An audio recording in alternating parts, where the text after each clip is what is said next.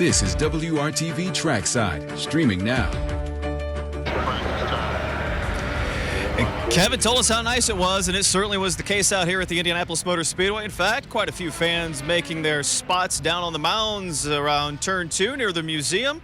Great way to spend the day, as we saw a very busy afternoon into the evening here for day one of practice of the 107th Indianapolis 500. Of course, that Tuesday rainout really set a lot of teams back. We talked to some drivers, though, that weren't all that disappointed that they didn't have to get 5 hours in the car yesterday with potentially 18 with 3 6-hour days on Wednesday, Thursday, and Friday. Of course, not all of that time is in the car. There was a whole lot that goes on back in the back when we don't see the drivers out on course. But when we did see them out here on this Wednesday, the speeds were faster. In fact, day one faster than day one a year ago, and we do know that that led to the fastest pole day ever. In fact, that guy on pole position last year was Scott Dixon. He went over 234 miles an hour on that pole day. Well, he was fast for most of this first afternoon. In fact, that was the case for most of those Chip Ganassi cars. The 4 of the Ganassi stable were at one point all of the top 4 on the speed chart, and in fact, by the end of the day, they still kept a couple of them up there. But with the group that includes 3 former champions and a runner-up here in this 500, they are sure to be in the driver's seat perhaps as we head into this qualifying weekend. Look at the top speeds here from this day. A couple of drivers over 229 miles an hour. It was Ganassi teammate Takuma Sato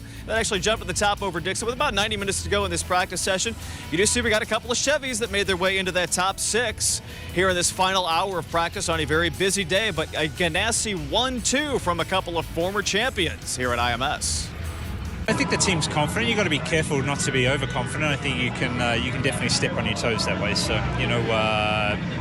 you never really know what other teams are going to bring. So, I think keeping your eyes open and ready for some change, on your tiptoes here, I think is probably the best way to explain it. You're never super confident at the Indy 500. I know what the generic, let's say, the baseline of the Chip Ganassi car. Now I've got a couple of the good experience in the different my old houses. I just want to combine what's the best outcome and see if there is a room to still improve. Room to improve after your P1 on day one for Sato. Of course, a little bit humble at times when he talks to us here. Just great in that car once again, and we'll see if the Ganassi guys are able to keep it going into the rest of this week. Now, of course, their group also includes the defending champion of this race. Marcus Ericsson won it all here in 2022. In fact, he's got the points lead coming here after the first 5 races of this season that have seen 5 different winners in the NTT IndyCar Series. But for Ericsson, a whole lot of confidence after last year when, not that he snuck up on everybody here, but again, by the time we got to the end of that race and he simply dominated on that final Sunday in May.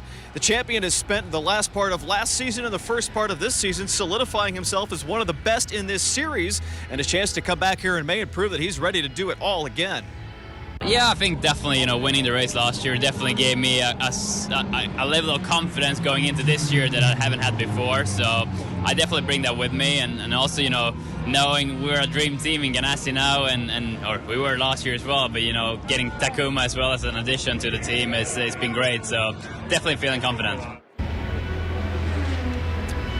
It's a great interaction with one of the fans from Sweden here down as Marcus, with his countrymen, has been proud to represent his home country all throughout his year as champion, and we'll see some Swedish fans certainly turn out here once the weekend rolls on as we get into practice on Thursday, 12 to 6 again, Friday, 12 to 6 into qualifying on Saturday. We've gotten word today that we're going to have some special guests at the track tomorrow, and the likes of Kyle Larson here with the Arrow McLaren team that he's planning to run the 2024 Indy 500. The former NASCAR champ will be here, and oh, by the way, Jeff Gordon will be along with him as well. Jeff Gordon knows a thing or two about winning at IMS, but is a part of helping Kyle Larson get here for a 500 ride. We'll have all of that for you starting on our midday news tomorrow here on WRTV.